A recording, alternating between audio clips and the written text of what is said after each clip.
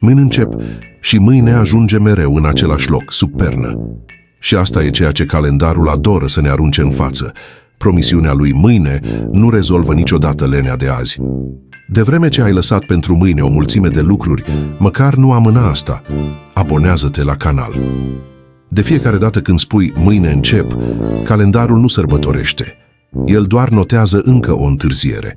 E ca și cum fiecare pătrățel al lunii ar deveni o înregistrare a promisiunilor încălcate. Crezi că te organizezi, dar în realitate doar împingi viața înainte cu burta. Mâine nu există ca spațiu real de acțiune. Există doar azi, doar pătrățelul acesta marcat în calendar. Amânarea e ca și cum ai înmâna perna ta și i-ai cere să-ți poarte responsabilitatea. Confortabilă, moale, dar complet inutilă. Și ironia e că cu cât ai mai multă încredere în acel mâine magic, cu atât mai greu devine azi, pentru că în adâncul sufletului știi, nu calendarul a eșuat, ci tu ai decis să-ți acorzi o pauză. Faci pactul tăcut. Mâine încep. Te întinzi pe pernă, respiri adânc și simți acea ușurare falsă, ca și cum datoria ar fi fost deja plătită doar pentru că a fost împinsă în viitor. Perna nu îndeplinește promisiuni. Ea nu oferă nimic altceva decât un confort temporar. Îți închizi ochii crezând că ești în pace, dar acea pace e doar un credit ieftin, care vine cu dobânzi mari a doua zi. În timp ce dormi crezând că viitorul va rezolva, prezentul rămâne pe loc.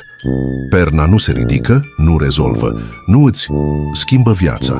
Ea doar ține greutatea minciunii confortabile pe care ți-ai spus-o singur. Mâine încep, e scuza preferată a lenei. E fraza care transformă fiecare zi într-o repetiție generală ce nu devine niciodată premieră. Calendarul se umple de pătrățele, dar viața rămâne pe pauză. De fiecare dată când amâni, nu mâine sosește, ci încă un azi irosit. Și la final, agenda e plină de începuturi care nu s-au întâmplat niciodată, ca niște cărți care au doar copertă, dar nici o pagină în interior. Adevărul e simplu.